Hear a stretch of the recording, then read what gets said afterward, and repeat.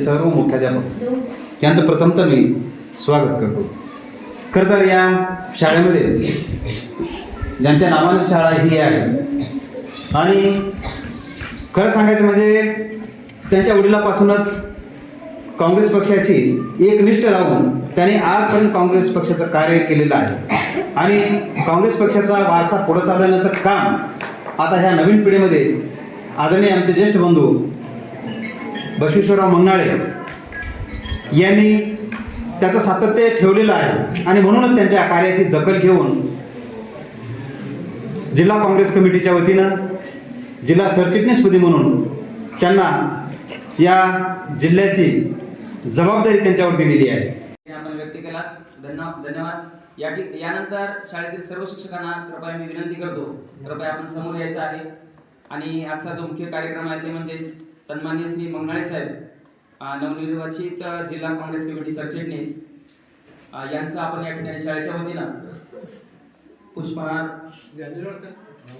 शाल आणि श्रीफळ देऊन आपण सत्कार करणार आहोत. सर्व शिक्षकांना पुनश्च एकदा विनंती आहे, कृपया आपण गुरु साक्षात परब्रह्म तस्मै श्री गुरु नेमा या गुरुच्या चरणी वंदन करून आज आपल्या शाळेमध्ये सर्व आलेले सन्मान्य माझ्यासोबत माझे मित्र, सर्व प्राथमिक शाळेतील मुख्याध्यापक, जे कंधारच्या प्राथमिक शाळेतील जेवढे खाजगी शाळा आहेत ते सर्व माझे मित्र मुख्याध्यापक आणि शहराध्यक्ष काँग्रेस कमिटी, सचिव काँग्रेस कमिटी, तसेच आपले पत्रकार विश्वांबर बसवंते आणि आपल्या या शाळेतील मुख्याध्यापक बापूराव मंगनाळे, शिक्षक वर्ग आणि विद्यार्थ्यांनी आज माझा जो या शाळेमध्ये यथोचित सत्कार करण्यात आला तो म्हणजे मला नांदेड जिल्हा काँग्रेस कमिटीच्या सरचिटणीसपदी माझी नियुक्ती करण्यात आली. हा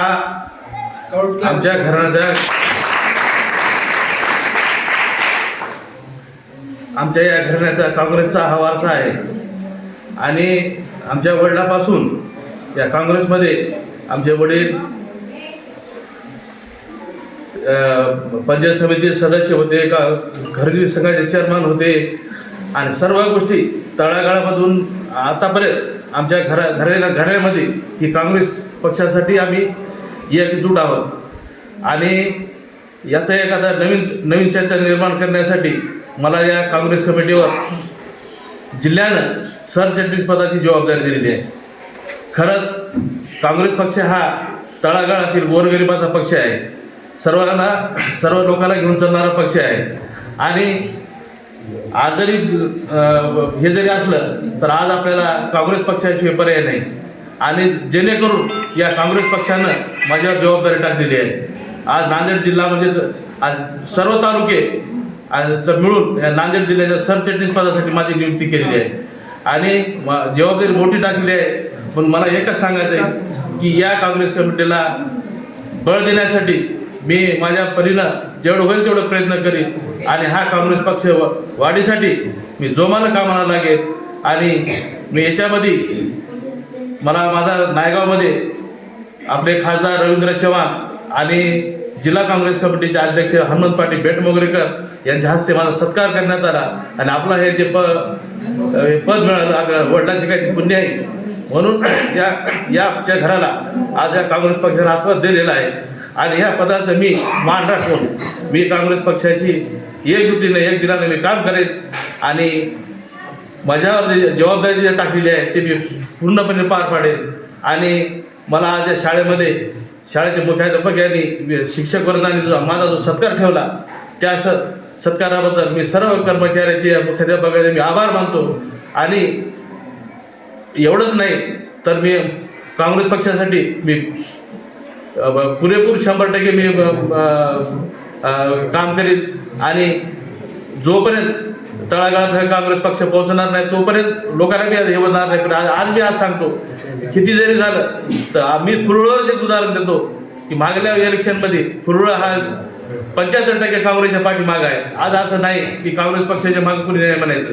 म्हणून या काँग्रेस पक्षासाठी मी चांगलं काम करू आणि हा काँग्रेस पक्ष वाढण्यासाठी मी प्रयत्न करीन आणि माझ्या या पद देण्यामध्ये तालुका काँग्रेस कमिटीचे अध्यक्ष संजयजी भोशीकर यांनी प्रयत्न करून मला ह्या कमिटीवर घेण्याचा प्रयत्न केला म्हणून मी संजय भोशीकर यांचे मी आभार मानतो आणि हा मला जे दिलेला पद आहे त्याचं बरोबर काम करण्याचा प्रयत्न करेन आणि मला या शाळेमध्ये बोलून माझा सत्कार केला त्याबद्दल मी सर्व मुख्याध्यापक शिक्षकाचा आभार मानतो आणि थांबतो. जय हिंद जय महाराष्ट्र.